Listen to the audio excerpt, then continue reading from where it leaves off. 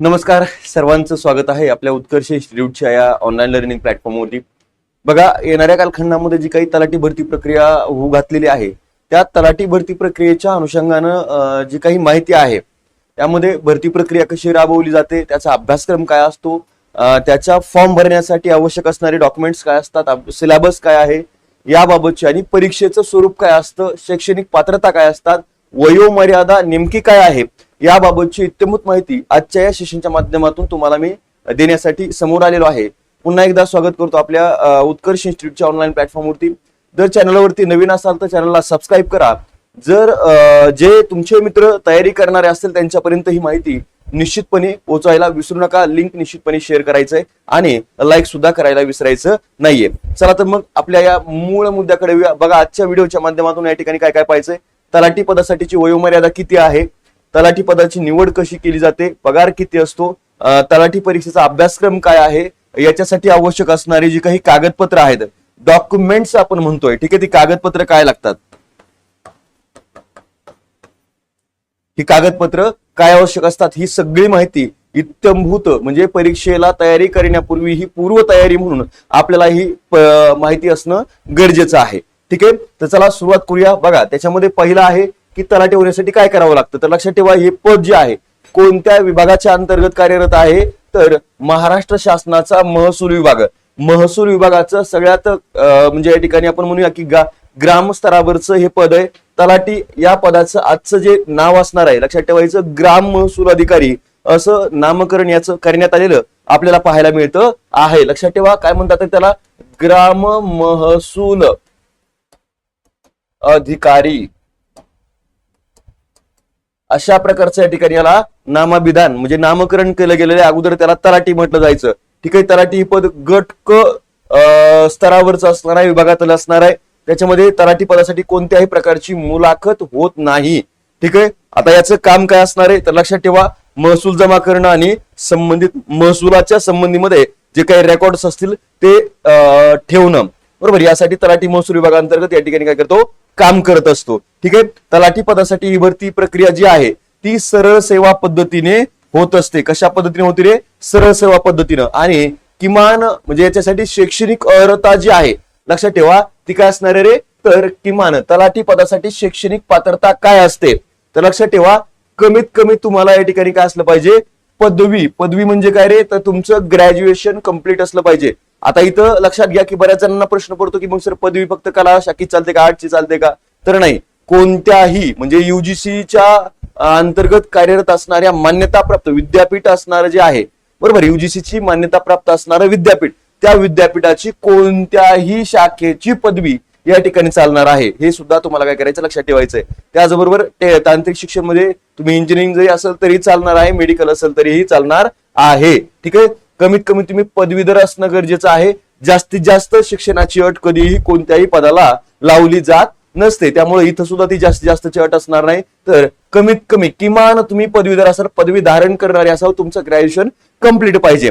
ठीक आहे, मग त्यामुळे तुम्ही आर्ट्स, सायन्स, कॉमर्स कोणत्याही प्रकारची पदवी असली तरीही चालणार आहे. दुसरी गोष्ट, टायपिंग या ठिकाणी लागते का, तर टायपिंग या पदाला आवश्यक नसते, बरोबर. त्याचबरोबर इथं मुलाखत असत नाही, हे सुद्धा तुम्हाला काय करायचं, लक्षात ठेवायचंय.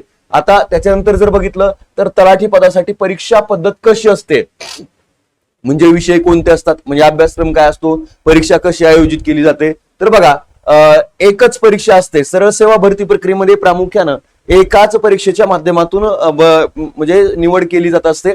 आणि या ठिकाणी आता एकच परीक्षा म्हणजे काय, एकच घेतली जाते. जर इतर तुम्ही एमपीएससीच्या अंतर्गत घेतल्या जाणाऱ्या परीक्षामध्ये जर बघितलं तर त्यामध्ये पूर्व परीक्षा असते, मुख्य परीक्षा असते, आणि काही पदांसाठी इंटरव्ह्यू सुद्धा असतो, मुलाखत सुद्धा असते. ठीक आहे, तर तलाठी पदासाठी एकच परीक्षा असते, लेखी स्वरूपामध्ये परीक्षा. आता लेखी स्वरूपामध्ये म्हणजे काय, तर आज घडीला, पूर्वी ही लेखी म्हणजे कागद असायचा, पेपर तुमच्या हातामध्ये असायचा, तुम्हाला तो सॉल्व्ह करायला लागायचा. आता ही परीक्षा सध्या ऑनलाईन स्वरूपामध्ये होते आहे. मागची परीक्षा कोणाच्या माध्यमातून आयोजित केली गेली होती, TCS. ठीक आहे, आणि यावेळी सुद्धा होणारी जी काही परीक्षा आहे ती सुद्धा TCSच्याच माध्यमातून घेतली जाईल असं आपल्याला पाहायला मिळतं आहे. का, तर त्यांचे जे करार आहेत, बरोबर, TCS आणि IBPS यांच्यासोबत वेगवेगळ्या विभागाचे करार झालेले असतात, आणि त्या कराराची व्हॅलिडिटी ही लक्षात ठेवायचं कधीपर्यंत आहे, तर 31 डिसेंबर 2025 पर्यंत आहे आणि त्यापूर्वीच म्हणजे जून 2025 मध्ये ही जाहिरात येऊ घातलेली आहे. आणि मग त्या निमित्ताने या ठिकाणी लक्षात ठेवायचं की TCS कडेच या परीक्षेचं आयोजन दिलं जाणार आहे. 26 पासून म्हणजे 1 जानेवारी 2026 पासून सरळ सेवा भरती प्रक्रिया जी आहे ती MPSC कडे म्हणजे महाराष्ट्र लोकसेवा आयोगाकडे इथं वर्ग केली जाणार आहे, त्यांच्या माध्यमातून राबवली जाणार आहे. ठीक आहे. चला आता परीक्षेचे विषय कोणते कोणते असतात. परीक्षेमध्ये येणारे विषय बघा, मराठी आहे, इंग्रजी आहे, सामान्य ज्ञान आहे आणि गणित बुद्धिमत्ता असे आपण 4 विषय याच्यामध्ये समाविष्ट असतात. आणि प्रत्येक विषयाला प्रश्नांची संख्या ही किती असते, 25 प्रश्न असतात. आणि प्रत्येक प्रश्नाला म्हणजे एक प्रश्न 2 गुण अशा प्रकारे या ठिकाणी प्रत्येक विषयाला 50 गुण इथं दिलेले आपल्याला पाहायला मिळतात. ठीक आहे. आता एकूण 100 प्रश्न आणि 200 गुण अशा प्रकारची ही परीक्षा पद्धत आहे. मराठी विषयाचा स्तर जो लेवल असतो, दर्जा असतो तो 12वीचा असतो. तर इंग्रजी आणि बाकी विषय जे असतात ते पदवी म्हणजे ग्रॅज्युएशन लेवलचे असलेले आपल्याला इथं पाहायला मिळतात. हे सुद्धा तुम्हाला या ठिकाणी काय करावं लागेल, लक्षात ठेवावं. तलाठी भरतीची प्रश्नपत्रिका ही वस्तुनिष्ठ बहुपर्यायी म्हणजे काय, आपण आपल्या भाषेमध्ये याला काय म्हणतोय तर लक्षात ठेवायचं ऑब्जेक्टिव्ह स्वरूपाची ही काय असते रे तर परीक्षा असते MCQ स्वरूपामध्ये. आणि वेळ या ठिकाणी 2 तास दिलेला असतो म्हणजे तुम्हाला ऑनलाईन पेपर जो आहे तो 2 तासामध्ये सॉल्व्ह करायचा असतो. आता आणखीन एक प्रश्न या ठिकाणी पडतो की निगेटिव्ह सिस्टीमचा. ठीक आहे. निगेटिव्ह सिस्टीम जर बघितलं तर TCS न बऱ्याच पदांसाठी निगेटिव्ह सिस्टीम राबवलेली आहे. त्यामध्ये समाज कल्याण विभागाची असेल किंवा एकात्मिक बाल विकास प्रकल्पाच्या अंतर्गत अंगणवाडी मुख्य सेविका असेल या पदांसाठी निगेटिव्ह सिस्टीम ठेवलेली होती. मागच्या वर्षी जी तलाठी भरती प्रक्रिया झाली त्यामध्ये निगेटिव्ह सिस्टीम लावण्यात आलेलं नव्हतं. कदाचित इथून पुढे या पदासाठी ऑब्जेक्टिव्ह यासाठी निगेटिव्ह सिस्टीम लावली जाऊ शकते. ते परीक्षेच्या वेळी ऐन वेळेला ठरवलं जाईल. ठीक आहे. जसं इतर परीक्षांचं ठरवलेलं होतं तशा पद्धतीनं चालेल. आता बघा याच्यासाठी तत्पूर्वी मराठी व्याकरणाची बॅच आपल्या उत्कर्ष इन्स्टिट्यूटच्या ऑनलाईन प्लॅटफॉर्मवरती सुरू करण्यात आलेले आहे, ज्याचे मार्गदर्शक असणार आहेत रतन सरांचे व्हिडिओ जे काही डेमो लेक्चर्स असतील ते आपल्या युट्यूब चॅनलवरती अवेलेबल आहेत, तुम्ही ते बघू शकता. ठीक आहे. आता लाईव्ह प्लस रेकॉर्डेड स्वरूपाची बॅच असणार आहे. लेक्चर किती वेळा पाहता येणार आहे, परीक्षा अभिमुख PDF नोट्स तुम्हाला इथे उपलब्ध करून दिल्या जातील. विषय मराठी व्याकरण, शब्दसंग्रह आणि त्याचबरोबरीने उतारा कसा सोडवायचा याबाबतचं मार्गदर्शन तुम्हाला सर करतील आणि सर्व PYQ विश्लेषण या ठिकाणी घेतले जातीलच. ठीक आहे. आता इथं जर बघितलं तर त्यामध्ये अगदी सगळ्याच परीक्षांसाठी मराठी हा विषय अत्यंत महत्वाचा आहे. आता बघा इथं जर बघितलं तर 1999 एवढी याची फीज आहे. पण सध्या ऑफर मध्ये तुम्हाला ओपनिंग ऑफर जी असते 999 रुपयामध्ये ही बॅच तुम्हाला उपलब्ध करून देण्यात आलेली आहे. ठीक आहे. चला आणि ज्यांना जॉईन करायचं असेल त्यांनी 9689665611 किंवा 9793924141 या नंबरवरती संपर्क साधायचा आहे. ठीक आहे. चला पुढे जाऊया. बघा आता तलाठी पदासाठी वय काय असतं, वयोमर्यादा ही नेमकी काय आहे तर बघा इथं या पदासाठी अर्ज करू इच्छिणाऱ्या उमेदवाराचं वय जे आहे ते 18 ते 38. आता लक्षात ठेवा इथं जर बघितलं तर कमीत कमी किती असलं पाहिजे, कमीत कमी हे 18 असलं पाहिजे. आता इथं 18 आहे आणि दुसरे काय सांगितलंय 38. ठीक आहे. म्हणजे इथं ओपन कॅटेगरी जी असते त्यांना वय वर्ष 38 पर्यंत ही पदाची परीक्षा देता येते.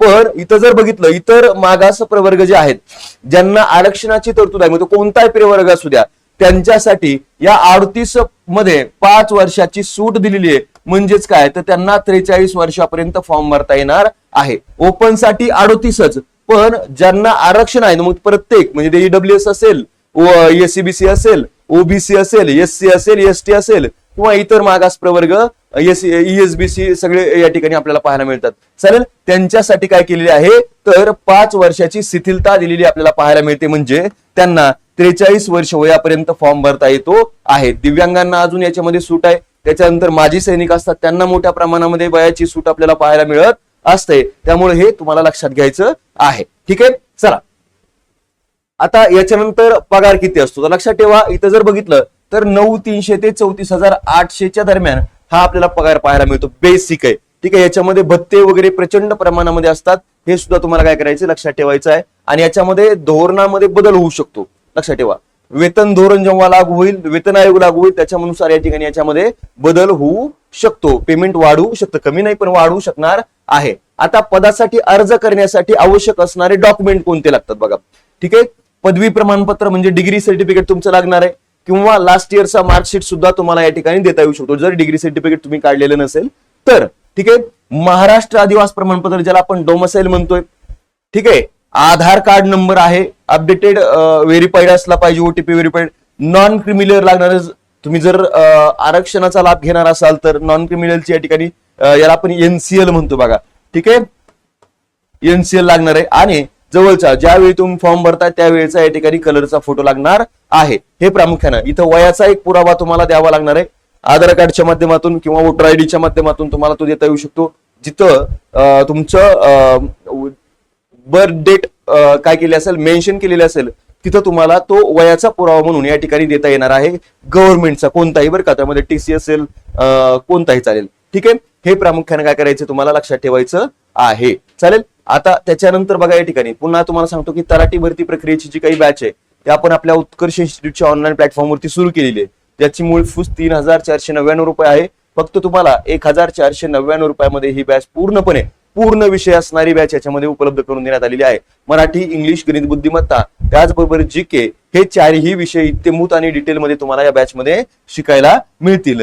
तयारीला लागायचे वेळेवरती या ठिकाणी कुठे तयारी म्हणजे काय, फक्त अभ्यासच नाहीये, अभ्यासाबरोबर डॉक्युमेंट्स असतील, सगळ्या गोष्टी आपण रेडी करून ठेवायचे जेणेकरून ऐन टायमाला जाहिरात आल्याच्या नंतर आपली कुठल्याही प्रकारची धांदल उडणार नाही. शांततेमध्ये आपल्याला इथं फॉर्म भरता येईल आणि शांत चित्ताने अभ्यास सुद्धा करता येईल.